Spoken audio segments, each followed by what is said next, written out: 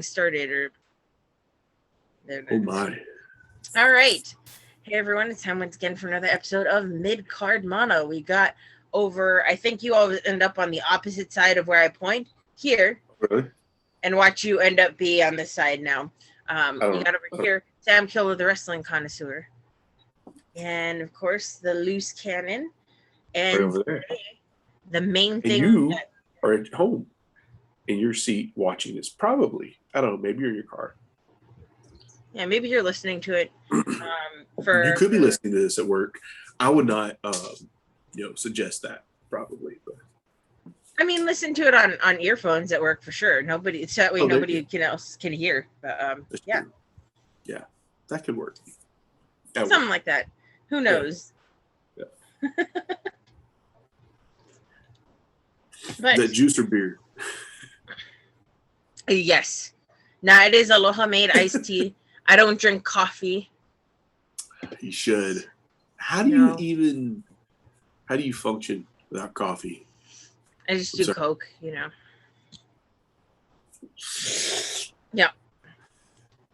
Okay. Like the good old days. Good old days.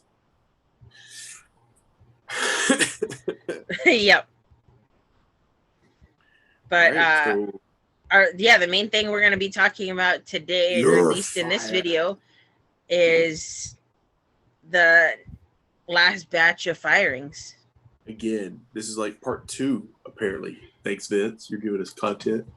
Right. So surprising. This was a big batch, or not even a big batch of surprising. It's a small batch, but big names. Yeah. We're here literally wiping our eyes, the sleep out of our eyes. And trying to wake up. Because we've been crying about this, We have. Only have. Yeah, I mean, primarily, I think that's what we'll probably hit today because there was it was big names. At least 4 big names. Really, I would say 4 big names. Pretty good sized names, at least. I think, at the top of the list, is Braun Strowman. Braun! Stunning to me. Truly. That was the name that made me doubt the legitimacy of the story. Me too.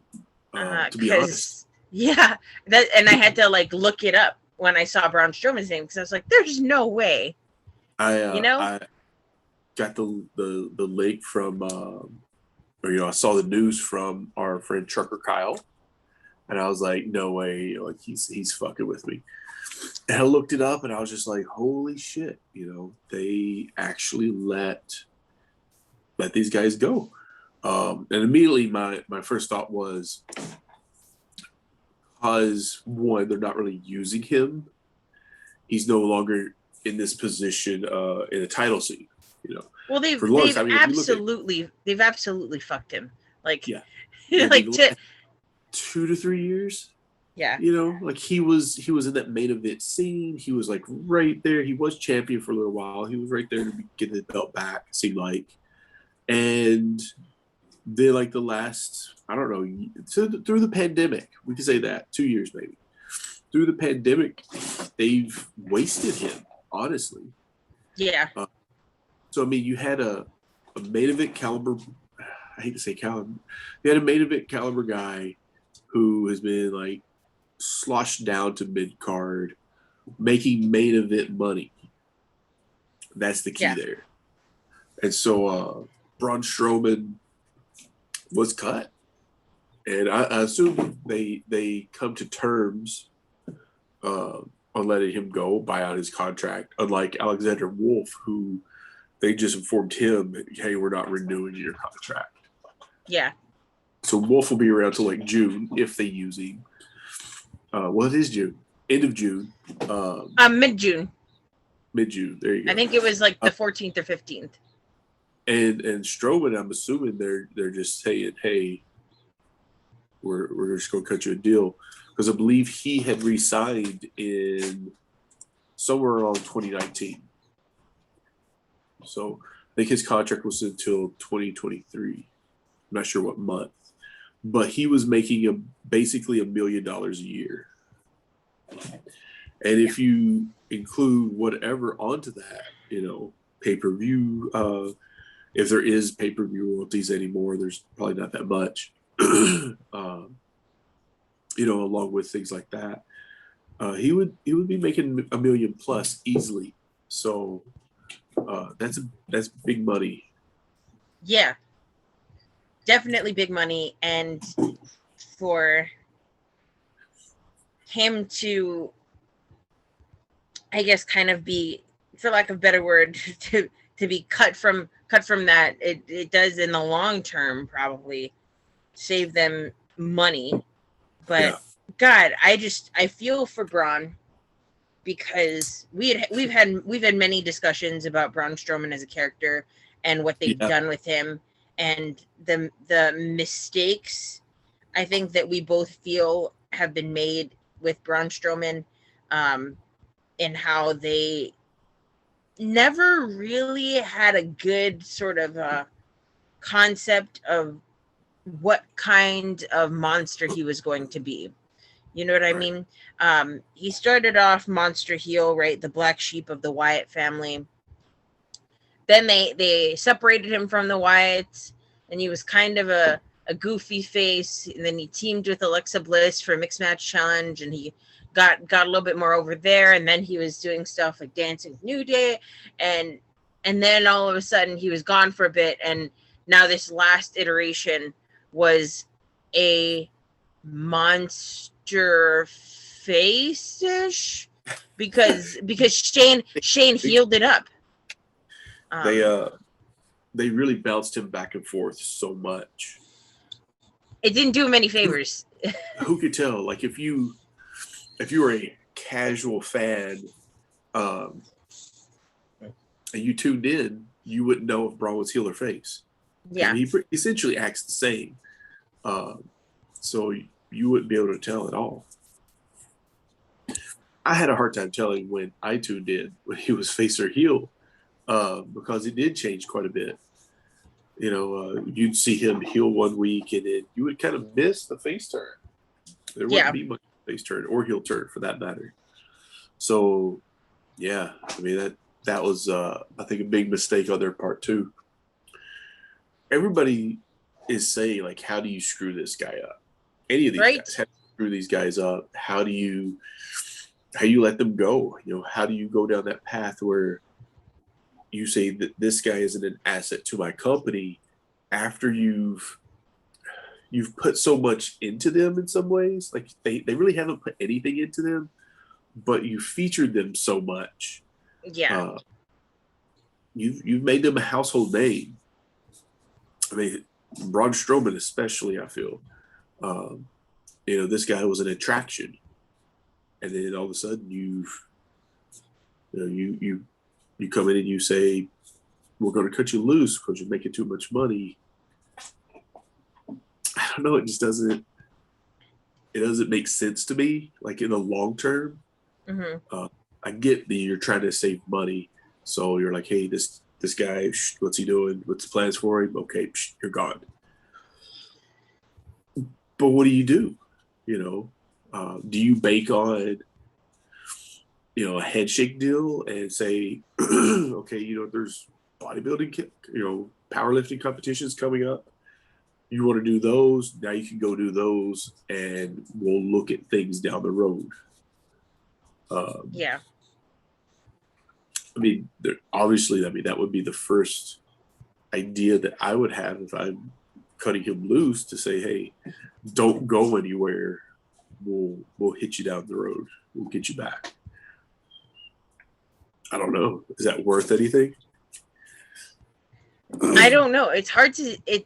I have a hard time telling, honestly, because of how things have panned out in this last sort of couple of batches of people that have been released. I think Braun would have probably been a lifer, and if they had approached him clearly that way, I think it's a good chance that he would have stayed. Maybe. Or at least, kept himself open for it. You know what I mean? Yeah. But I don't know.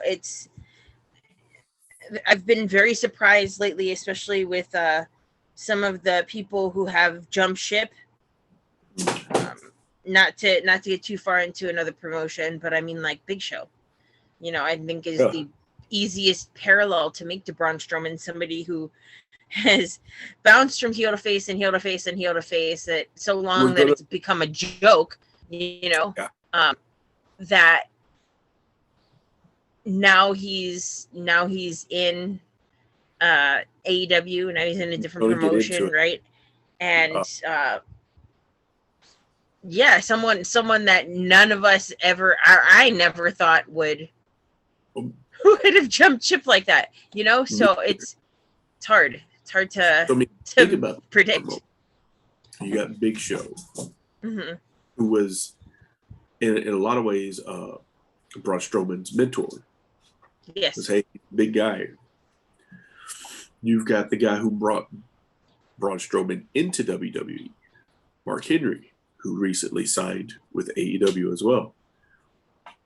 Is it out of the ballpark to consider Braun Strowman going to AEW?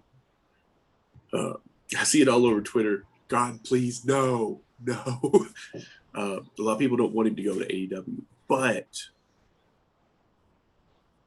you've got his two big handlers from WWE in AEW now. I mean, it couldn't be more set up, for him to go than it really is. I'm not saying that Tony Khan is some kind of genius that's going, hey, I'm going to get these two guys, I'm going to get Braun Strowman or whatever, but the setup's perfect. If they want to bring Braun in, you've got Mark Henry, you've got Big Show, two guys that specialize in training big men. And I mean, Braun basically went from a couple of months in NXT straight to the main roster. Yeah. And he's learned along the way. And of course, like, I think anybody who follows wrestling has always heard wrestlers say, good wrestlers at least, you don't stop learning. So, I can't say that you would have Braun Strowman come in and be like, well, he doesn't need trainers, he doesn't need handlers or mentors anymore. Obviously, he would. So, I mean, Big Show, Mark Henry, his friends, of course, they have his ear. I don't think it's unreasonable to think that he may sign with AEW in 90 days. Yeah, no, it's much more of a possibility now than I think I would have considered it to be this time last year. Or if he was part of the big firings last year, the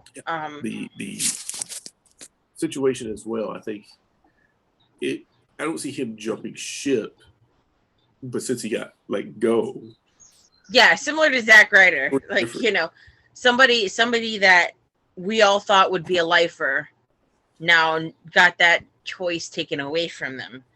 Zack Ryder. Yeah, so it'll be interesting to see a couple months what happens.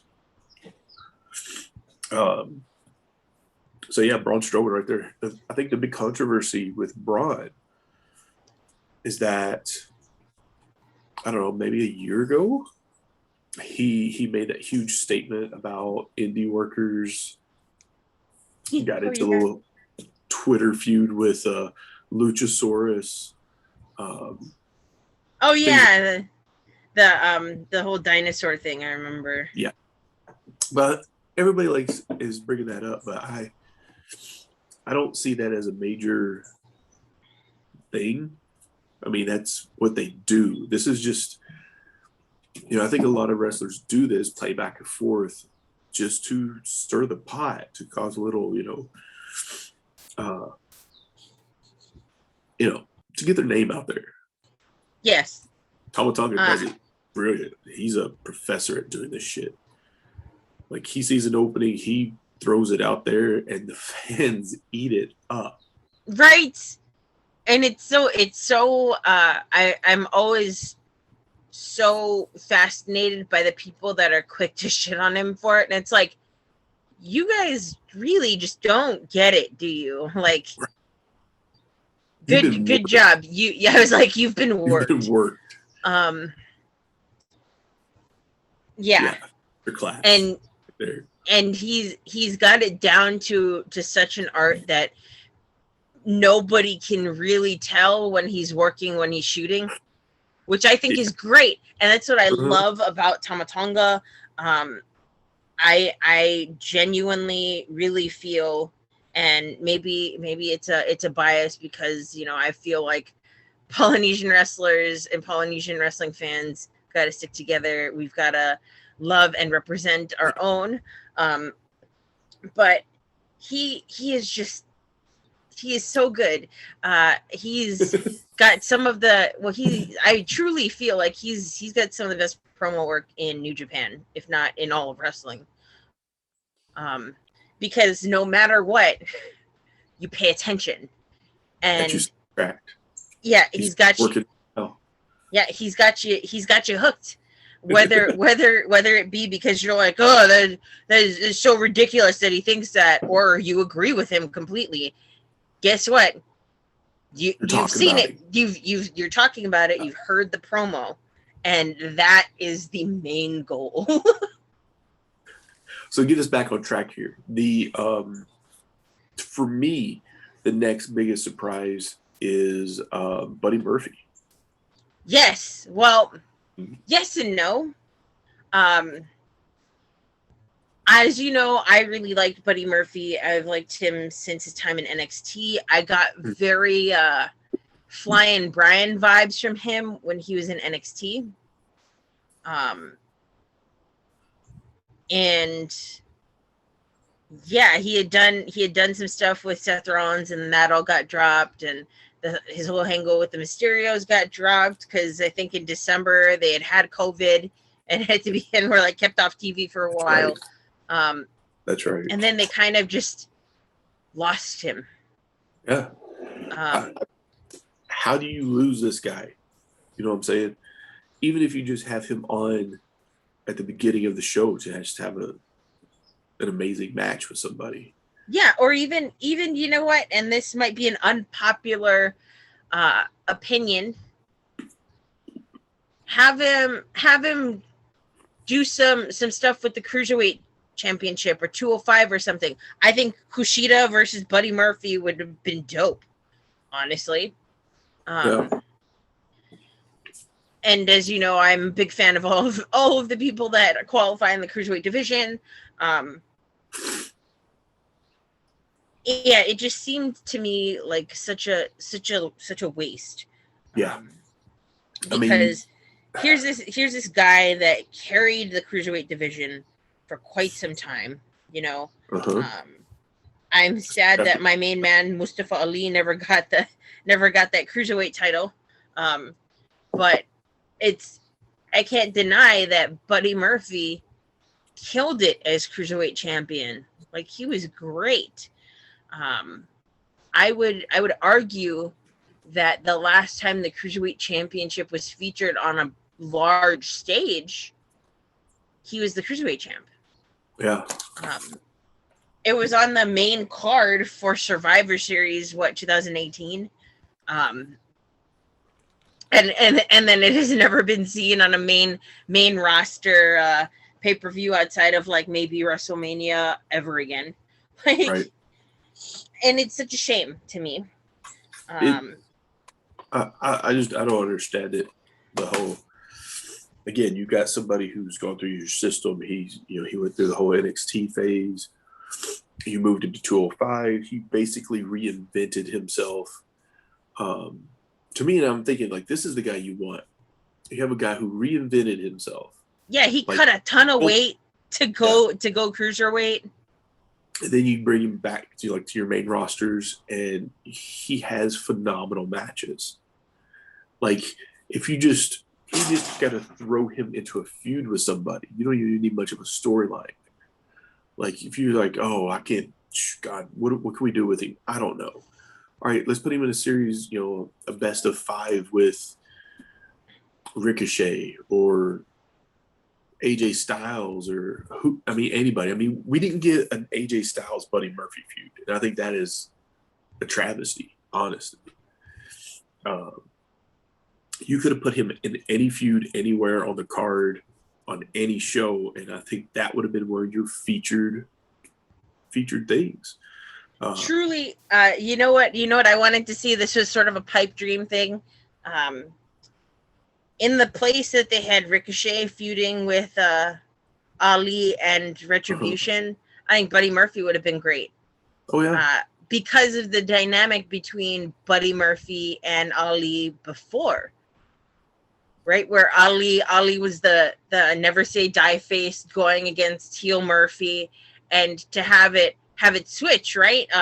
Ali with Retribution now being the heels going after now face Buddy Murphy.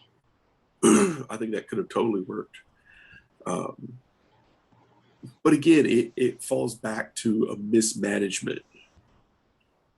You know, and a lot of people blame the writers.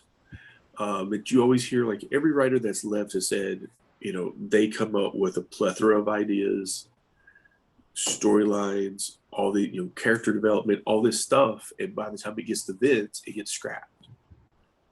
Yeah. You know, Vince is sitting there on Monday or the start of the show, and he tears up the script and he rewrites it, and then he sends it back. We're doing this, and then they have to rush to get things out. Yeah. That Vince wants, not anything that they've come up with, anything that's been agreed upon all week long term, doesn't matter.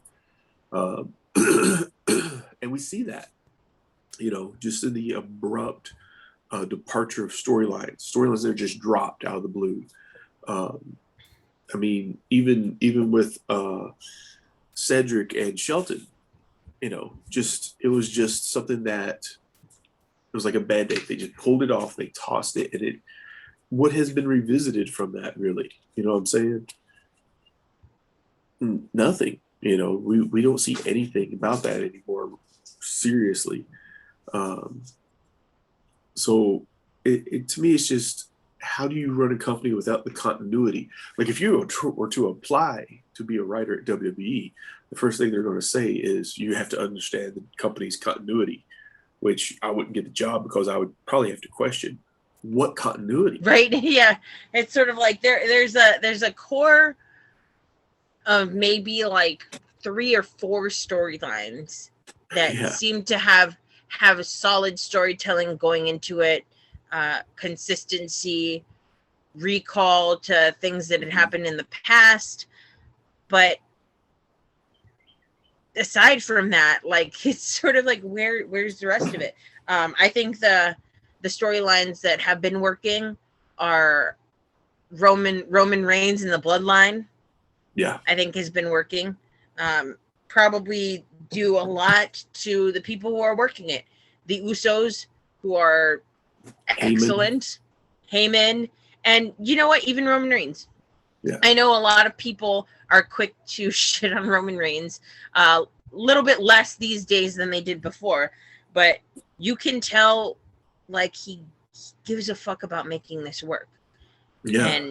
And he's fully embraced the heel character, which I think is definitely like the biggest payoff, is to see how. And I thought that this was such a nice touch where he was talking to Jay, right, about the tag team reuniting, and he was like, you know, I'm just worried. I don't want you to go back to being the guy where they see you backstage and they say, which one are you? I don't want you to have to go back to that. And I was like, oh shit. Like, I thought that was a great callback and kind of genius. Yeah, I'm of the frame of mind, as you know, I can tell the Usos apart because, one, now they dress so drastically differently and their hair is different, but their tattoos are noticeably different. Like, I don't know if it's just because we're used to seeing, you know, the typical tribal tattoos here in Hawaii, right? So we're able to distinguish between them a little bit more easily than maybe other people. But yeah, no, it was very once I was just like, I should look at their tattoos and not try and distinguish from their faces, because I have a harder time with faces than I do with other like features. But yeah. Anyway, one release I want to talk about, or actually maybe it's two. Two of the women. The first one being the new TNT champion's wife, Lana, who is just starting to get pushed in a tag team with Naomi. Yeah. I mean, I actually kind of forgot to respond to Kyle there. He said that he was trying to come on, but things came up. I actually kind of forgotten about Lana. I'm surprised she wasn't cut when Rusev was cut. Miro was cut. Yeah. It was like one of those weird things. She was actually in like a mid push at that time, so it was kind of like, what are they going to do with her? Because everybody knew they weren't really going to push her. Like, it was we're going to push her, but it's not going to go anywhere sort of push. Yeah. It was like, I always see it as, we're going to push you, you failed. Even though they don't revisit the storyline, they set you up for failure. They'll say, well, you failed to get over. Which was not the case. Lana was getting over. Then they saddle you like they did in a tag team and kind of push you down low card. And then they go, well, what happened? I mean, not to prophesize, but that's exactly what happened. I mean, that's exactly what they did to her. So I was expecting her sooner or later. There's a lot of people I'm expecting sooner or later to be let go. So she didn't come as a big surprise for me. I think will be if she doesn't go to AEW. Yeah. I mean, especially now that Miro, aka formerly Rusev, is now separated from Kip Sabian and Penelope Ford, right? He's kind of standing a little bit more on his own 2 feet. So I think, it would be perfect. Plus, they have such great chemistry as far as an on-screen couple. You know what I mean? And people are very quick to kind of be like anti-Lana, but I thought she was a decent manager. Yeah, she was. I thought she'd come a long way, actually. Yeah, I think definitely as far as wrestling, you can tell that she took it seriously. I mean, hey, she took all those table bumps, right? You gotta be willing to do that. I saw quite a few, I guess they were Instagram videos where Rusev was, basically teaching her a lot of stuff as well. So, I mean, yeah, I think she was taking it pretty seriously when she was trying to get into, move that marker from manager to wrestler. Yeah. I tell you, the one that really surprised me though, from the women's especially, was Ruby Riott. I know. Like, she had just come back. They just 6 months ago or so had just started doing the Riot Squad sort of deal again. And as you know, yep. I loved Ruby so much. I was so happy when she got signed because, I loved Heidi Loveless. I thought, and I still think, that she is definitely in the conversation for one of the best all-around workers as far as in wrestling. You see how she's able to get over as a heel or a face, and I think she's a very underrated ability to do that. Not a lot of people really talk about it, and she doesn't really enter in many people's conversations for that skill. But I thought that she made truly a seamless transition from being a face down in NXT, the punk rock face in NXT, to when they got called up to the main roster, right? The Riot Squad, her, Sarah Logan, and Liv Morgan, to being the kind of punk rock heel. and they I think they got called out for being too similar to Absolution. Right. Yet they were the ones that survived. They survived, and the storyline kept going, basically. So it's kind of strange. I mean, a lot of these guys weren't people. I mean, they haven't been using a lot of people lately, but it's not like these wrestlers were forgotten by the fans. So it's interesting when you have a property. I mean, let's call it what it is. You have these properties that you can make money off of, that you're throwing away. I mean, just the one I'll throw out there is the toy line. It was just announced the new series, the basics and the elites. The next series is gonna have Braun Strowman in both lines. So I mean, if you just think about that for a moment, I mean, Braun is a major aspect of that toy line. They feature him like they do all Roman and Seth and Balor and all the others, really. So I mean, that's going to be an aspect that they're going to have to pull from the toy line after this point.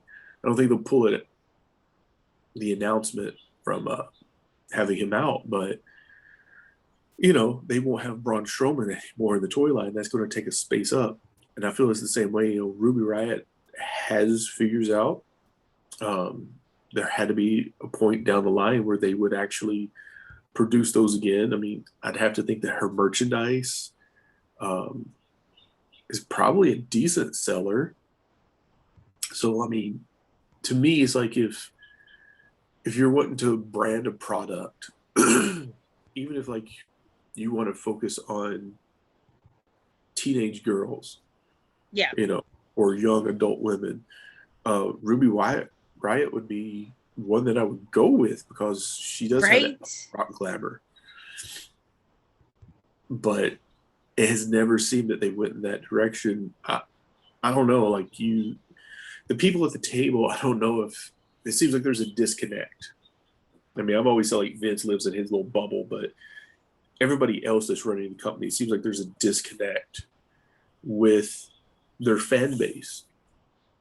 But again, here's somebody that I don't think in 90 days is going to stay unemployed or just on the team.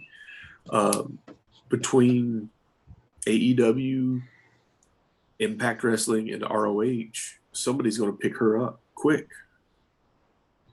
Yeah, I agree. And especially, I like that you brought up Impact, because I think she would be a great addition to that Knockouts division. Any of them would, honestly, but she would be amazing in there. I think they have a great women's division in Impact Wrestling. Absolutely. I think their women's division has been sort of the anchor point of Impact for quite some time. Yeah. And now the rest of it's starting to rebuild. But for at least a solid year, the women's division, by and large, were getting the best storylines. They were having the best matches, and luckily they didn't lose too many people, but it was kind of a big loss when they lost Allie. I remember I loved the storyline between Allie and Rosemary. Mm-hmm. Like it was so good.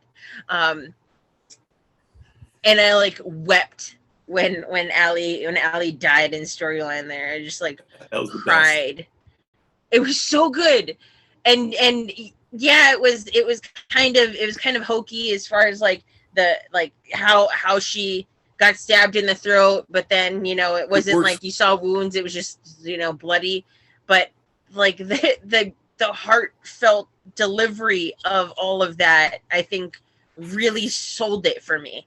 Impact can be hokey at times, so it worked. Yeah, no, it wasn't. It didn't take me out of it. You know what I mean? Like in some ways, where when WWE does something hokey, it's like now you've lost me. Yeah, absolutely.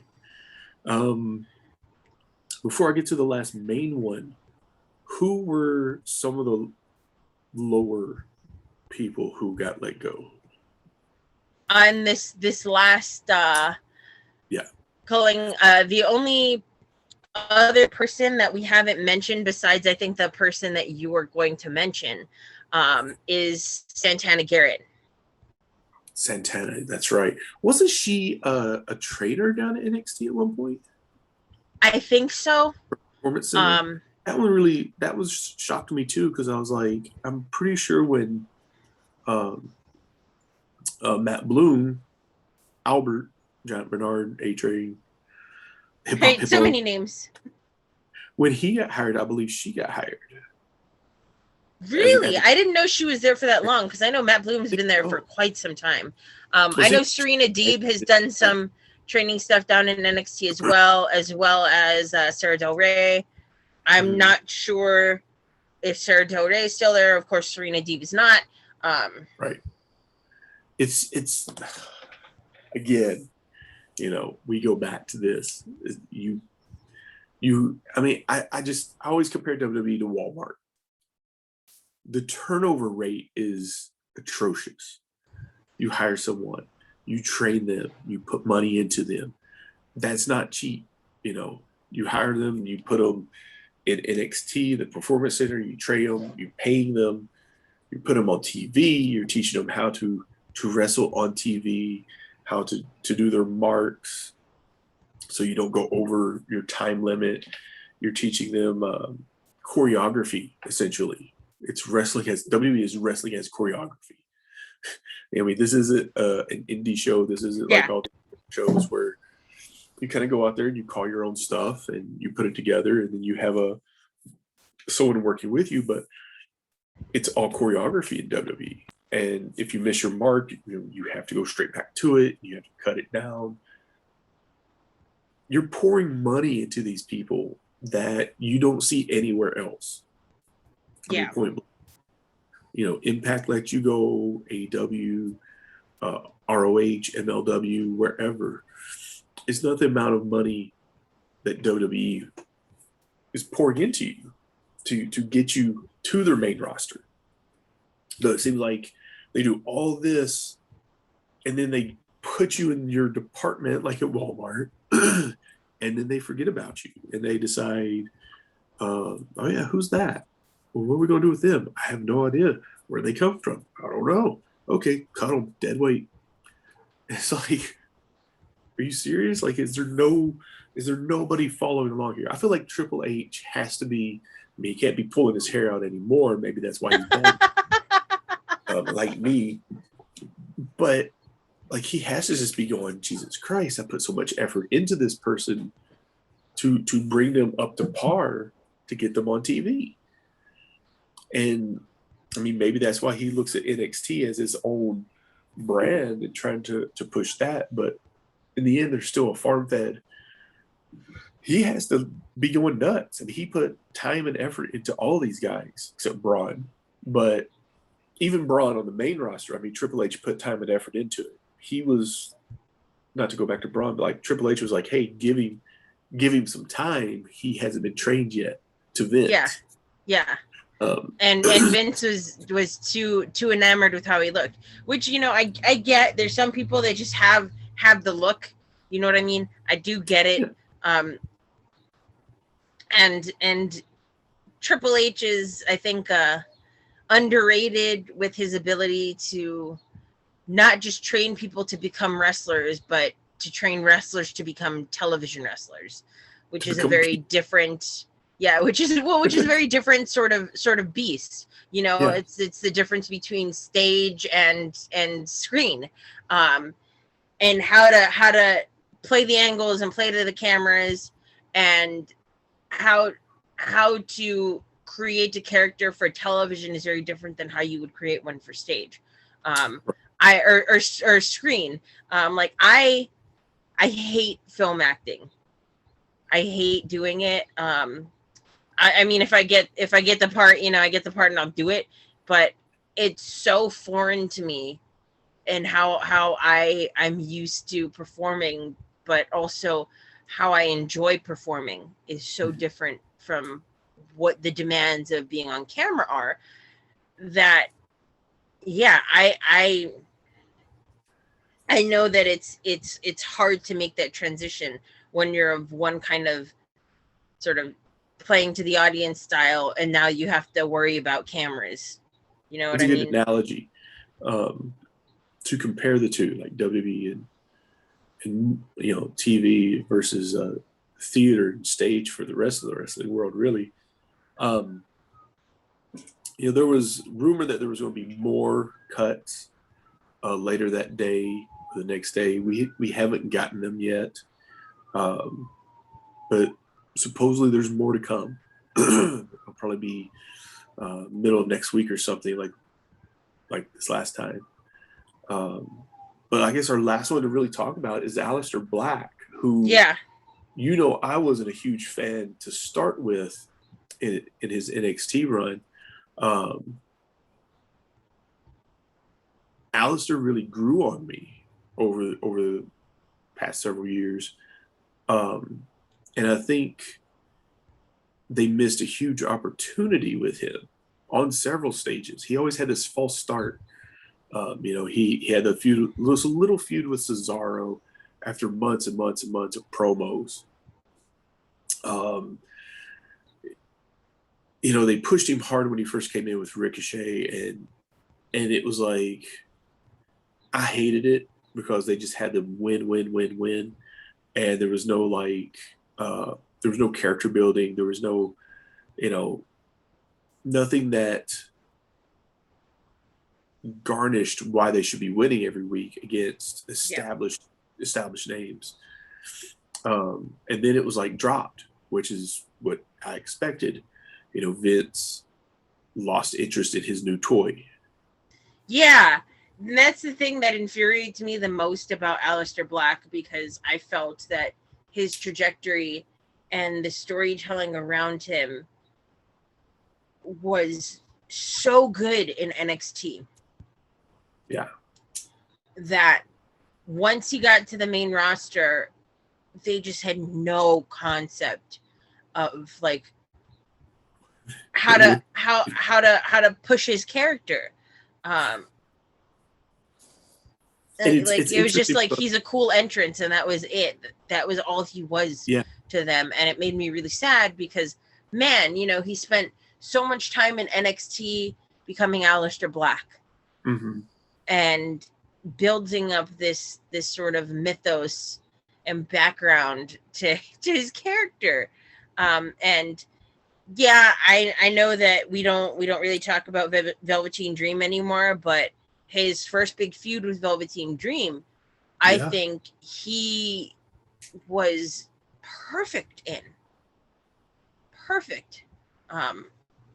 And it just goes to show how well he can work with all different kinds of other characters and performers, because he is so solid in who his character is. And especially now when you hear him talk about what the plans were for this new character that he had, it very much reminds me kind of how immersive Bray Wyatt is in his character, and how much he puts thought and effort and psychology into it. And I think that deserves a lot more respect than it gets, not just in the terms of Bray Wyatt and Aleister Black, but just in general. It takes a lot of effort that I don't think people really realize or appreciate to make that kind of commitment to a character. And hats off to Alexa Bliss as well, because she seems to have really committed to this version of Alexa Bliss. Mm-hmm. She's been wanting this. Yeah. And I know she's kind of getting a lot of heat for it because Bray's not on TV. To go back to Aleister and your Bray analogy there,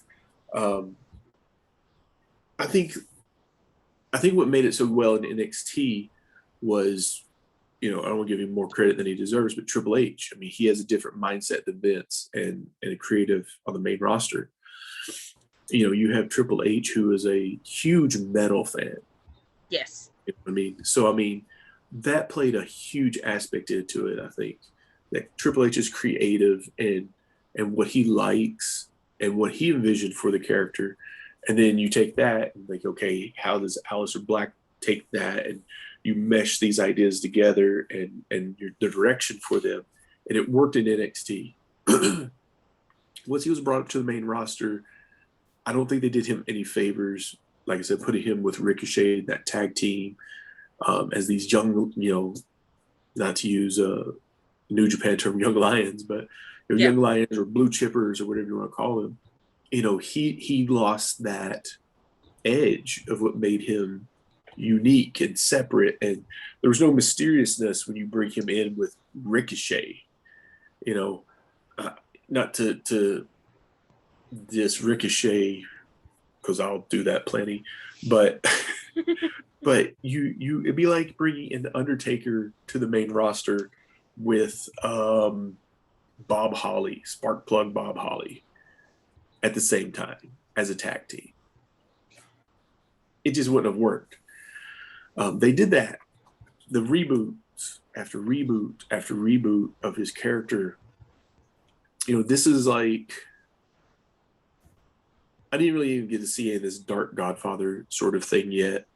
But I could see like where that would be something of a new direction for him to go. He would have plenty of ideas.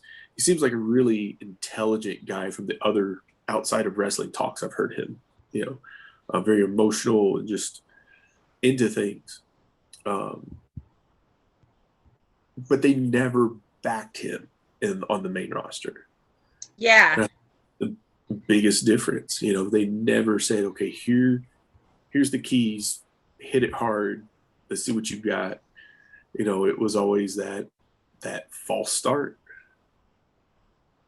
No major feuds. I mean, you could have easily set him apart at any given moment. He has the Fade to Black finisher that I would say is closely protected as an RKO, really, as a finisher, which you don't see much. It's also a move that you don't see a lot of people do, and it's unusual typically to see a guy do a spinning heel kick. Yeah, he did it great. Yeah, he's so tall and long limbed that it looked like $1 million. It did. I'm gonna throw this out there, but if you had Brock Lesnar come up and Aleister knocked him out with the Fade to Black, instantly he would be, the guy. Yeah. Now I don't want to compare him to like McIntyre, who you had that big Royal Rumble moment that Brock threw out there. I can't say that. Okay, Brock Ricochet helped that, by the way. I keep, that to me, it was such a weird choice to have Ricochet low blow him and then Drew McIntyre Claymore him out. Like I felt like it lessened the impact of Drew McIntyre, and I've never forgotten it. Because I was like, it no longer makes Drew McIntyre seem like this triumphant hero over Brock Lesnar. Because look, Ricochet just hit him in the balls. Like, to me though, like it set things up for McIntyre. It didn't help get him over as much as I think they did. Like, McIntyre didn't need that to get him over. He's always come off as a strong character, as a badass. I mean, he's huge, he's ripped, he's tough. He's sold himself. They've gotten behind. Yeah, this iteration of McIntyre, when he got released, was Drew Galloway for a couple years and came back and was huge. But Aleister would be somebody who could have benefited from something like that. Anybody could have benefited from it, mostly. The big controversy at the moment for Aleister in the release is Booker T making a statement. I don't know if you've heard this, saying that Aleister never set himself apart from the rest of the roster. And everybody's like furious with Booker T on it. Now I'm gonna say I kind of see where Booker's coming from, though. as somebody who did not get on the Aleister Black train from the start, when you look at Aleister in the ring, has he ever really set himself apart? I mean, beyond the spinning heel kick and the cool entrance and all these little gimmicky things, you know, I sit there and I think, I'm trying to see where Booker T's coming from, and when I think Stone Cold, beyond the promos and everything else in the ring, you know, he'd hit those ropes like fire. Eddie Guerrero would hit those ropes like fire. The Rock and how he punched people and just his storytelling in the ring. And I think about a lot of these guys who were huge. And Aleister in the ring, even though his style was a little bit different, was it anything that we couldn't see from a Ricochet or Ali, you know, Buddy Murphy? How do I put this? My perception of Aleister Black in matches, it wasn't necessarily about his ability to fight in matches. It was more of like the look at how nonchalantly unkillable he is. You know what I mean? It was less about like, look at this guy go, and more about like, look at how much he gets put through before he loses. And he actually had a pretty incredible, if I remember correctly, a pretty incredible win-loss ratio in NXT. And he was a surprise to me as far as being NXT champion. No disrespect to him, but I never thought that they would choose to put gold on him because he'd be such a weird choice to be a champion. Not to say he's not good, but just it didn't really jive with what his character was to me, in my opinion. So it didn't make sense for him to really care that much about going after gold. But it wasn't. I think he set himself apart in NXT with the kind of style that he had. But I think once it got to the main roster, it all kind of got washed out because NXT he was at the time, or he was during the time where you had, you know, Gargano and Ciampa as the I think they were tag teaming, or they just turned on each other. I forget which. You still had people like Andrade around. You had people like Drew McIntyre starting to come up. It was before Undisputed Era, really. So it was sort of like, you know, it always makes it sound old when I say this. It was a different time. The talent that he was around in NXT, he really did set himself apart there. But once it got to the main roster, I can see how he got lost in the shuffle, and I'm not happy about how he got lost in the shuffle because I think there was a lot to him, and especially with his dedication to character, I think there's so much that could have been done. But when you're on the main roster, you get half the amount of time at best that you do when you're on the top of the card in NXT. I think also with that NXT transition to the main roster, I think there's a certain level of intimidation that comes with that didn't help him. You know? Sure, yeah. I don't think there was that pizzazz at his matches as compared to NXT. And I mean, I'm sure it does help that the roster was more on the same level down there. Instead of, you see this huge transition of low card, mid card, upper card, main event on the main roster. I think NXT is more tightly knit and more competitive in that regard. So I think the passion and the freedom to do things is a little bit bigger down there.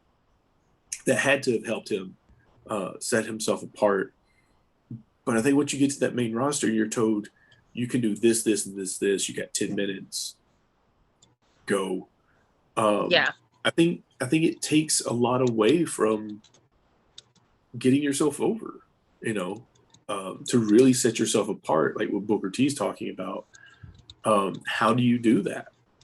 I mean, honestly, like it is, you talk about being a different time. It is a different time, especially in WWE as compared to the days of old with Booker and Austin and Rock, Mankind and Eater of Worlds coming. Yeah. Oh. Good morning. Run away. So yeah, I mean, I do agree with Booker, even though I think it's a different time. Crash and burn. I think definitely he didn't set himself apart on the main roster to keep himself there, so to speak. Yeah. Well, yeah, I mean, like his whole thing with the main roster too, right? Is he got introduced at the same time, because I remember I was at this show. It was the 4 from NXT that got called up randomly on that Raw one time, and it was Ricochet, DIY, Gargano and Ciampa, and Aleister Black. And it was such a weird group for them to all be placed together. Like they weren't together in like a faction, but it was weird that was the batch that got called up with one another, because like Gargano, Ciampa, and Ricochet were all a lot closer in style, and then you have Aleister Black. Right. And it was almost like what was the team name? It wasn't Revolution. I can't remember what they called them now. The Radicals. With Benoit and Saturn, Malenko, and Guerrero. Yes. They didn't all quite fit. I mean, we knew they all come from WCW. And over there, it was I believe before that, it was a faction of Benoit, Malenko, Shane Douglas, and was Perry in that group too? I can't quite remember. But it was a strange, weird crossover, like where Shane Douglas didn't end up coming. Yeah, just Eddie was a little bit different than the rest of the group. Perry Saturn, while his style kind of matched Benoit and the others, his appearance didn't. So to me, it was like they could have gone that route. Hi. But it is interesting. You mentioned Bray Wyatt. Yes. And this is 3 years ago, Bray could have been on this list. Yeah, which is terrifying, isn't it? I'm always worried about seeing Bray Wyatt's name on that list. Especially now, even. I mean, because it's man, wouldn't that be some shit?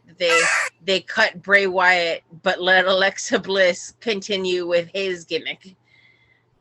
It's not beyond possible. It's not beyond possibility, but it would be shitty. On screen, possibly because they have a newborn. But I mean, he's been gone for a while. And I get the whole aspect that he got burned up and everything. But at what point do you bring him back versus going? Because I'm sure he has a huge contract right now. Yeah, he has a lot of creative right now. At what point do you go, okay, we're going to let this guy go? He's been off TV. Fans aren't going to know. What point does that happen with Bray Wyatt? And I'm sure WWE owns all the rights to the Fiend, so they could easily just put somebody else underneath the mask. Would it get over? I have no idea. It would definitely garner hate, but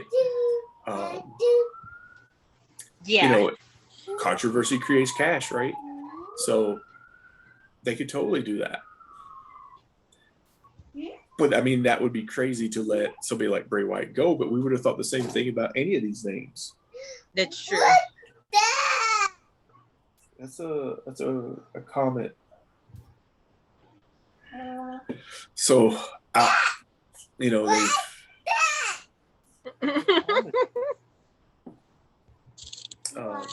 on that note, yeah, I don't know. But with that said, what? Yeah, it's a rocket.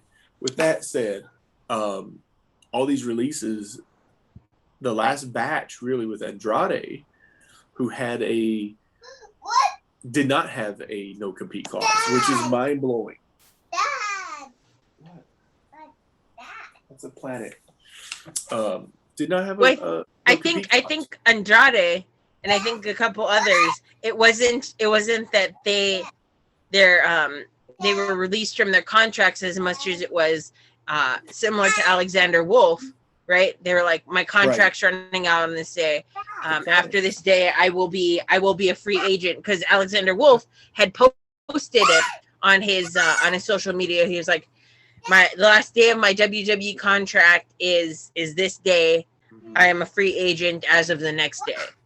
With Wolf, I highly expect him to show up in Impact. Yes, buddy. What? Yes, it's a rocket. Rejoin Sanity. Apparently, he wants to go back to Germany. Yeah, I've heard that he has other plans, but he's open to offers.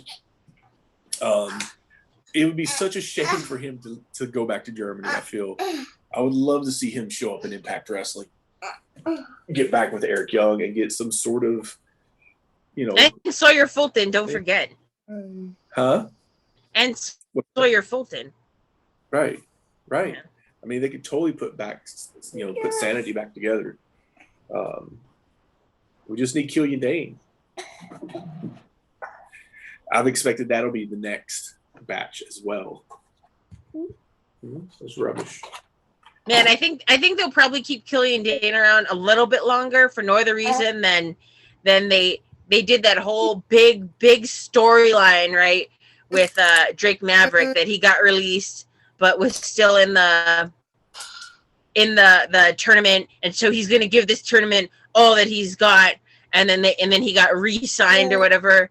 Which, if it was a work all along, man, I feel gross. He kind of was. I think it was too. And props to Drake for doing it anyway. You know what I mean? Because I know I felt that when he gave that promo on being released from WWE. I was like, damn, that's cold. He's great. But he is also with Killian Dane right now, and so I don't think they would yank that rug out from under him just yet. I don't think it'll happen just yet. They fired Aleister Black in the middle of bringing him back. Yes, but that didn't necessarily like affect other people in the same way. You know what I mean?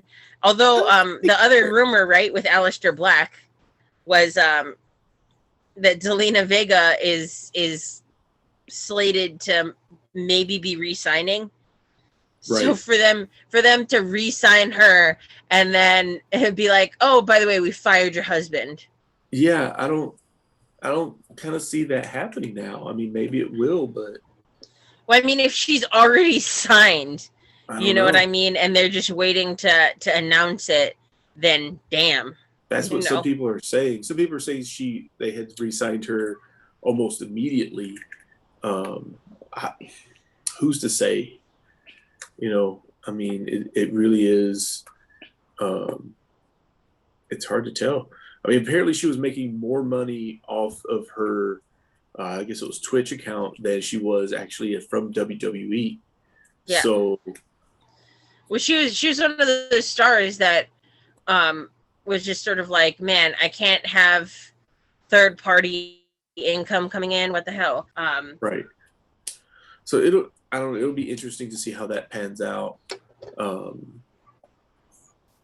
You know, I could see Buddy Murphy and Aleister Black going to AEW. I wouldn't be beyond believing Braun Strowman shows up. Ruby Riott would fit in anywhere. All these guys would fit in anywhere, really. But it'll be interesting to see. Of course, like we just got Andrade showing up to AEW, brought in by Vicky Guerrero. Vicky.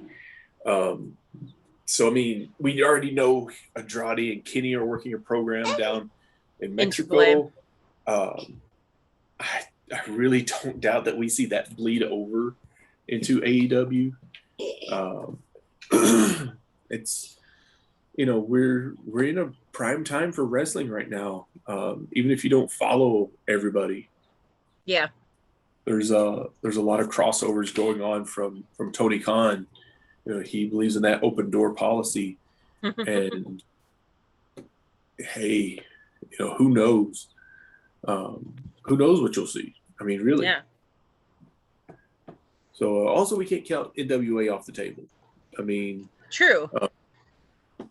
NWA's women's division has started to be a little bit more on the map. They've been more active, of course, because of their interactions with AEW. So definitely a place for Ruby Riott, aka Heidi Lovelace, to go to if she should so desire. So it's going to be interesting to see where everybody goes. There is such a plethora of talent out there now, and it's not done. You know, so I feel like AEW will pick and choose who they get. Yeah. Because they don't want to become WWE light in the fans' eyes, or I think as a brand themselves. But I think Impact's going to pick up whoever they can strike a contract with. Yeah. And I don't know, the views on it are interesting. Like if AEW picks up a WWE guy, it's automatically, you know, they're automatically dissed by some fans. But Impact seems to be exempt from that. So. Well, I think it's the perception of ranking, for lack of a better word, and the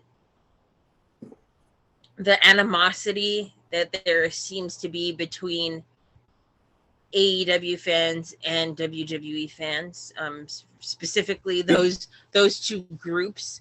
It used to be TNA. It used to be TNA, but that was back when TNA was filled with the old WCW. You know what I mean? I mean, there was a huge crossover between WCW and WWE, and all kinds of talent in TNA. I mean, we had the Main Event Mafia, which was a great mix of guys. So it's. I mean, Sonata was in TNA also, as was Okada. Okato. Yeah. Of course, Tanahashi was there off and on. Yes. It's a extreme, interesting horizon of wrestling these days. WWE. Let's just go ahead and talk about this for a second. Well, if we're setting to a different thing, then I'm gonna stop and read this. This is along with cuts. The rumors are. And I don't believe this to be true, but the rumor is Vince is getting ready to sell the company. I did hear that, yes. And I would be genuinely surprised if that was the case, because then I think that he would have not. I think the WWE network would have been done away with altogether, rather than just in the United States. Because it's still active in Canada and in other countries. I would need to see like what countries it is active in, because I know a lot of countries they already stream through another network, like Peacock or whatever, a more local television network. So I'm not sure what countries the WWE network is still functioning in. So that would be an interesting interesting to note. I think the biggest thing with that, and for me, this kills it right away, is the stock. Like, is Vince really going to sell the company when he owns a majority of the stock? He owns about a third of the stock. The difference is there's Class A and Class B stock. And Vince, the McMahon family, owns Class B, which is a controlling aspect of the stock. Even Triple H can't own Class B stock. Only a McMahon can. And Vince owns like 81%. So nothing gets done without Vince's approval. So even if he sold the company, Vince could easily just come in and shoot anything down because he's a majority shareholder. Beyond that, it's Stephanie McMahon, who I think owns like 5%. So it's interesting because you can't sell Class B stock. Like, if he was to sell it, it would turn into Class A, or he might be able to sell it and transfer it to Stephanie or Linda or his grandchildren or something like that. But he couldn't sell like his Class B stock to Triple H, for Triple H to be a main, holder. Like, Triple H will have more say than beyond the McMahon family, but he owns quite a bit of stock in Class A. But even if Vince sold, he would still be pulling strings if he wanted. So I mean, I think that's an interesting aspect where people say, "Oh, he's going to sell to NBC." Maybe, he could sell, all the property itself. But would they really want to buy it, knowing Vince holds all the stock to control it still? And I don't think so. My conspiracy theory, which I'm pushing, I'm hoping to get to ground, is that Saudi Arabia, that he has, has left all this money in Vince's pocket that hasn't come back. We haven't been seeing Saudi Arabia forever, even though there's plans to go back now. I think he's repaying them. I mean, I agree. Money. There was another rumor that I'd heard, not just from you. From me. The last trip over there was very, very controversial, very scary. Yeah, a lot of talent now do not want to go back. Yeah. So how are you going to even get talent over there to go back? I wouldn't want to go back after that. How are you going to pay back all of that money? Because guarantee it's been spent.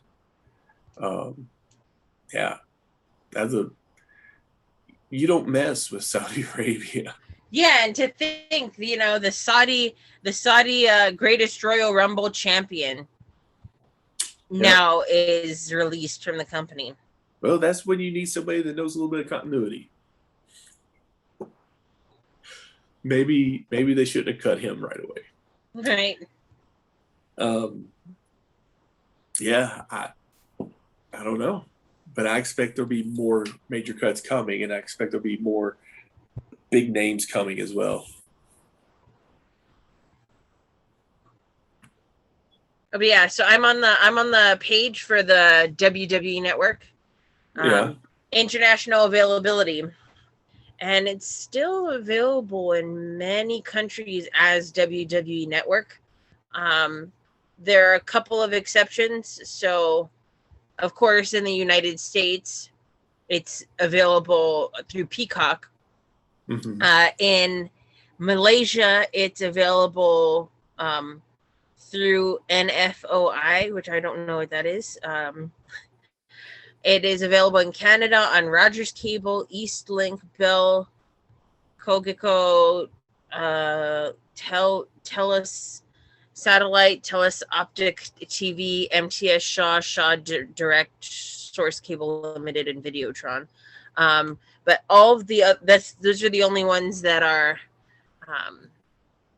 that have a conditional sort of WWE Network. But everywhere else, you can use the WWE Network, and like as is, like with the app, and that's in there's some places like American Samoa, Australia, Barbados, Bosnia, Dominican Republic, Cambodia, Costa Rica, El Salvador, Germany, Georgia, Greece, Fiji, France. So there's still a lot of big countries in there that it is still the WWE Network through the WWE Network app. It'll be interesting to see what happens with that, especially at the end of the Peacock contract. I think that's the most interesting one, just because it's here. They spent a lot of money for that network to not use it here. So if they make more money having someone like Peacock stream it than using the network, it'll be interesting to see what they do with it. Because I mean, they have it. What are you going to do with it now that you have it? Are they going to sell the network to somebody else, or what? That's the big question. Because I mean, they could sell it. I mean, they were using Disney's before, Disney used Disney Plus. They decided it was time to use it. So yeah, I don't know. There's lots of rumors that Disney's going to buy WWE. They'll sell to NBC. I don't see any of those happening unless Vince just liquidates his stock. If you see all the McMahons liquidate their stock, then yeah, something's going on. And I mean, they have, to a degree, they have sold off some stock. But again, I think it was to pay off the Saudis. Yeah. But I could imagine if Vince liquidated all of his stock, Triple H would probably buy it up. I mean, yeah. It'd be interesting to see, who knows? There'll be a dark side of the ring on this in 10 years. Possible. Yep. Wouldn't it be crazy how the tables have turned after what Vince did to ECW and WCW and all those companies? Who knows? He's old, though. He's old now. He's out of touch. He's senile. I mean, who lets these wrestlers go? So nothing is off the table at this stage, I think. So yeah, fair deal. We'll continue next week with part 3 of our WWE releases. Yeah. Oh God, can you imagine? Every time I always glance in a panic if I see like Sami Zayn's name on there, because that would hurt me so much. But I know that I know they'd have a hard time because he is so outspoken politically. That it could be construed as being fired over his political beliefs, which would open up a whole can of worms, because then there's a whole bunch of people, right, that were fired for different reasons, or that were kept on for their own political beliefs. So, who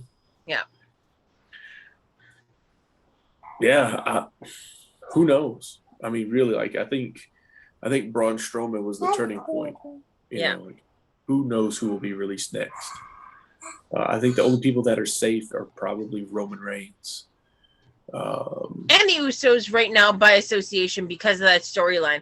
I think Paul Heyman and Roman Reigns would fight for them. So I think they would be safe. Hopefully. Besides Roman, really? I don't know if anybody is safe. Yeah. I think Charlotte Flair is safe because I don't think they'd want the Flair name to go anywhere else. Yeah. And I mean, it's possible since Andrade's left. You know what I mean? It's highly possible. I mean, there was a lot of talk that he is a big old bargaining chip for any place that has him to try and get Charlotte Flair, and they know it. Yeah. And honestly, it's only going to be a matter of time, in my opinion, before she goes somewhere else. Like, dude, she's in love. Like, she's gonna follow Andrade. She was already fighting for him to be used. Man. And then once he said that he wanted to be released, she fully supported that. Yeah. And did what she could in her power to help him get that. So I think it's only a matter of time. Ric Flair and Charlotte gone from WWE. Only a matter of time. Can you imagine how hurting they're gonna be with that? Can you imagine Andrade as your champion with Ric Flair in his corner and Charlotte? I mean, you could build a company off of that easily. Well, not only that, but I think they're quick to undercut or not really talk about Andrade's legacy. I mean, like, he's the third generation wrestler. It's like he's from a wrestling family as well. Yeah. So, like, to not acknowledge that lineage, like, that's huge in Mexico. Mm-hmm. And that was barely talked about here. I mean, him in AEW, we're gonna get some of these, lucha matches. I mean, we already have Pentagon, we have Rey Fenix, now we have Andrade. You know what I'm looking forward to?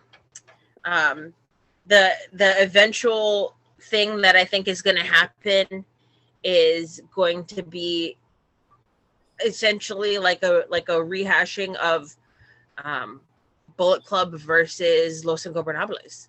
Oh, that's gonna be sweet.